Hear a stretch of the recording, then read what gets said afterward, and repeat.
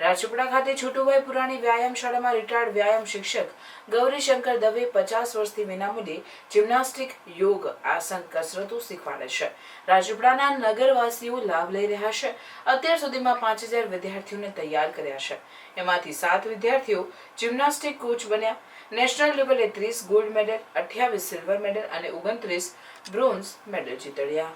કોઈપણ જાતની ફી લીધા વિના મૂલ્યે તન મન ધનથી કોચની ભૂમિકા ભજવી જિમ્નાસ્ટિક શીખવનાર ગૌરીશંકર દવે અત્યાર સુધીમાં 5000 વિદ્યાર્થીઓને તૈયાર કર્યા છે। એમાંથી 7 વિદ્યાર્થીઓ જિમ્નાસ્ટિક કોચ બન્યા છે।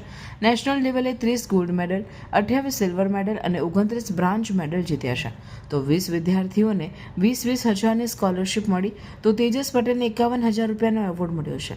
તે ઉપરાંત અસંખ્ય વિદ્યાર્થીઓને નેશનલ સર્ટિફિકેટને આધારે જુદા જુદા વિભાગોમાં નોકરી મળી છે। ગૌરીશંકર દવેએ જણાવ્યું હતું કે જો રોજ થોડી કસરત, સ્ટ્રેચિંગ, બેન્ડિંગ, જોગિંગ, થોડું રનિંગ કરવામાં આવે તો ચરબી અથવા મેદસ્વીતા ઓછી કરી શકાય છે। 10 મિનિટ નાની કસરતો કરવાથી, 14 મિનિટ પ્રાણક્રિયા કરવાથી, અનુલોમ વિલોમ તેમજ 2 પ્રાણાયામ કરવાથી, આવું કરવાથી શરીર તંદુરસ્ત રહેશે। તેમણે એમ પણ ઉમેર્યું હતું કે ફ્રૂટ, કઠોળ હંમેશા દિવસે ખાવા જોઈએ। તળેલું, જંક ફૂડ, બજારની વસ્તુનો ઉપયોગ ઓછો કરવો જોઈએ। નેશનલ એવોર્ડ તો ઘણા જીત્યા, પણ હવે અમારી ઈચ્છા ઇન્ટરનેશનલ લેવલે ગોલ્ડ મેડલ જીતે એવો અમારો પ્રયાસ છે। હવે જે આ સમયમાં સૌથી મોટો પડકાર મેદસ્વીતાનો છે।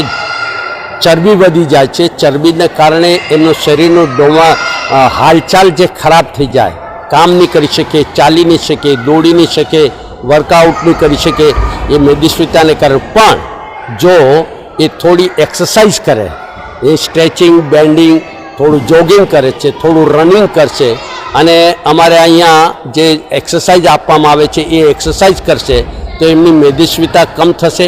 અને ખાનપાન પર અમે વધારે ધ્યાન આપીએ છીએ। બજારી તળેલી વસ્તુઓ ઓછી ખાય અને ફ્રૂટ્સ છે, કઠોળ છે, એ દિવસે ખાવાનું, રાતે નહીં ખાવાનું। લોકો રાતે ખાય છે, દિવસે નથી, દિવસે કઠોળ ખાવાના, ફલ ફ્રૂટ્સ ખાવાના। Gymnastic mother of all game, જેવી રીતે football father of all game, એવી રીતે gymnastic mother of all game, એનામાં અમે યોગ ઇન્ક્લુડ કર્યું છે। યોગ, થોડી એક્સરસાઇઝ, જમ્પિંગ, બેન્ડિંગ, સ્ટ્રેચિંગ, સીટઅપ્સ ને એ એક્સરસાઇઝ કરીએ। અને સાથે સાથે પ્રાણક્રિયામાં કપાલભાતી છે, ભસ્ત્રિકા છે, એને પછી અનુલોમ વિલોમ પ્રાણાયામ છે, પછી અલગ અલગ પ્રાણાયામ, એવા 10 પ્રાણાયામ એ કરવાથી અંદરના બધા જ તમારા અવયવો સક્રિય થઈ જાય, મન શાંત રહે, મનમાં ઉદ્વેગ નહીં રહે, અસંતોષ નહીં રહે અને એક પ્રસન્ન ચિત્ત રહે। આ સૌથી મોટી પ્રસન્નતા બહુ જરૂરી છે અને એ પ્રસન્નતા યોગથી જ આવશે। અહીંયા બાળકો કરીબ 50 બાળકો સવારે આવે છે અને સાંજે 100 થી 125 બાળકો આવે છે અને એમને એ છોકરો કોલેજ સુધી, અમારે પહેલા ધોરણથી લગાવીને કોલેજ સુધી અમારી પાસે રહે, એટલે હર હંમેશા એક સારો નાગરિક અને એક સારો આકર્ષક વ્યક્તિત્વવાળો અમે પેદા કરી છે। અને અમારા કને જે 4-5 અમારા વોલન્ટિયર છે, અમે એમને સેવા લઈએ છીએ, એ પણ ફ્રી સેવા આપે છે અને એના કારણે જ અમને સેવા આપે છે અને આજે અમે સારું રિઝલ્ટ આપીશું ભવિષ્યમાં। હવે આધુનિક સાધનો મળવાથી જિમ્નાસ્ટિક ખેલાડીઓને ઇન્ટરનેશનલ લેવલ સુધી લઈ જવાની અને 2036માં ઓલિમ્પિકમાં મેડલ જીતવાની તૈયારી કરતા હોવાની ઈચ્છા વ્યક્ત કરતા ગૌરીશંકર દવેની અનોખી સેવાને લોકો બિરદાવે છે। રાજુબેન નાઈ વ્યાયામ શાળામાં લાંબા સમયથી અહીં યોગ, પ્રાણાયામ, કસરત શીખવા માટે આવે છે, સાથે પોતાના બાળકને પણ લઈ આવે છે। અહીં કોચ દવે સર ખૂબ સારી રીતે સવાર સાંજ 2 પાળીમાં વ્યાયામ કરાવે છે, તે પણ વિનામૂલ્યે શીખવાડે છે। અહીં ઓછામાં ઓછા 100 થી 150 જેટલા લોકો આવે છે। અહીં આવ્યા પછી ખૂબ સારું લાગે છે અને કામ કરવામાં થાક પણ લાગતો નથી। આજના સમયમાં લોકો ગંભીર બીમારીઓથી પીડાય છે, એમાંથી મુક્ત થવું હોય તો યોગ, આસન ખૂબ જરૂરી છે। સમય કાઢી તમે પણ આવો। સ્વસ્થ અને તંદુરસ્ત રહેવા વ્યાયામ એક ઉત્તમ માધ્યમ છે। હું અહીંયા રાજપીપળા વડિયા પેલેસમાંથી આવું છું।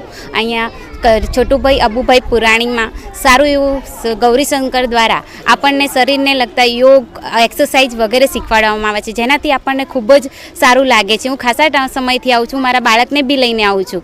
યોગ એ એક પ્રાચીન વિદ્યા છે, જેનાથી આપણને શરીરમાં સારું એવું સ્વાસ્થ્ય જળવાઈ રહે છે, તંદુરસ્ત રહે છે, જેનાથી આપણને યોગ કરવાથી, એક્સરસાઇઝ કરવાથી આપણા શરીરમાં બ્લડ પ્રેશર છે, ડાયાબિટીસ છે, એવા રોગોમાં પણ નિયંત્રિત કરી શકાય છે। જે આપણા અહીંયા ગૌરીશંકર સાહેબ છે એમના દ્વારા એમના પાસે આવીને હું એમના પાસેથી ઘણું એવું શીખી છું, જેનાથી મારા શરીરમાં પણ મને સારું એવું લાગે છે. કામ વ્યક્તિ કરતી વખતે આ તે થકાન પણ લાગતી નથી, મન બી પ્રફુલ્લિત રહે છે. વ્યાયામ શાળામાં આપણને સારી એવી એક્સરસાઇઝ કરાવે છે. તો સમય કાઢીને બહેનોને, બાળકોને દરેકને કહેવા માગું છું કે એ પણ થોડો સમય કાઢીને અહીંયા આવે, જેથી એમને પણ સારું લાગે.